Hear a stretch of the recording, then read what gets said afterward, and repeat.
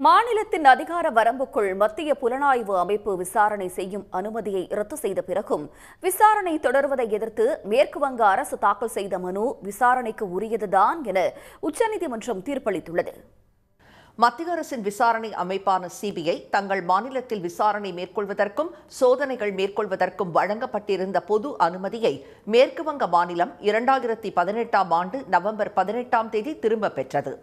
எனினும் அதனை மீறி அம்மாநிலத்தில் சிபிஐ வழக்கு தொடர்ந்து வருகிறது. இதனை எதிர்த்து அரசியல் சாசன பிரிவு 131 கீழ் மத்திய அரசுக்கு எதிராக உச்சநீதிமன்றத்தில் மேற்கு வங்க அரசு வழக்கு தொடர்ந்துள்ளது. நீதிபதிகள் திரு PR கவாய், திரு சந்தீப் மேத்தா ஆகியோர் முன்பு இந்த வழக்கு ஏற்கனவே விசாரணைக்கு வந்தபோது மத்திய அரசு சார்பில் ஆஜரான சாலிசிட்டர் ஜெனரல் திரு துஷார் மேத்தா உச்சநீதிமன்றத்திற்கு வழங்கப்பட்டிருக்கும் புனிதமான அதிகார வரம்புகளில் அரசியல் சாசனத்தின் பிரிவு 131(1) என்றும் அது தவறாக பயன்படுத்தப்படுவதை அனுமதிக்க முடியாது என்றும் கூறினார்.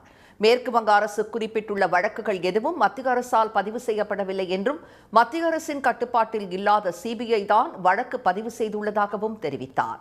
இதற்கு மறுப்பு தெரிவித்த மேற்கு வங்க அரசு தரப்பில் ஆஜரான வழக்கறிஞர் திரு கபில் சிபல் நாடாளுமன்றத்தில் சிபிஐ குறித்த கேள்விகளுக்கு department of personnel and training துறையை தன்வசம் வைத்திருக்கும் பிரதமர் பதிலளிக்கும் போது மத்திய அரசின் கட்டுப்பாட்டில் சிபிஐ இல்லை என எப்படி கூற முடியும் என கேள்வி எழுப்பினார். மத்திய விசாரணை அமைப்புகள் சோதனை செய்வதற்கான பொது அனுமதியை மாநில அரசு திரும்ப பெற்ற பின் அம்மாநிலத்திற்குள் சிபிஐ நுழைய முடியாது என்று அவர் கூறினார். தங்கள் மாநிலத்திற்குள் சிபிஐ விசாரிக்க அனுமதிப்பதா வேண்டாமா என்பது மாநில அரசின் தனி உரிமை என்றும் திரு கபில் சிபல் சுட்டிக்காட்டியிருந்தார். இந்த வழக்கில் இன்று தீர்ப்பளித்த நீதிபதிகள் மாநிலத்தின் அதிகார வரம்பிற்குள் மத்திய புலனாய்வு அமைப்பு விசாரணை செய்யும் அனுமதியை ரத்து செய்த பின்னரும் விசாரணை தொடர்வதை எதிர்த்து மேற்கு வங்க அரசு தாக்கல் செய்த மனுவை விசாரணைக்கு ஏற்பதாக அறிவித்தனர்.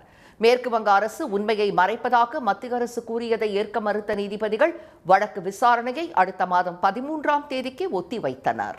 உடனுக்குடன் செய்திகளை தெரிந்து கொள்ள சன் நியூஸ் பெல் ஐகானை கிளிக் பண்ணுங்க.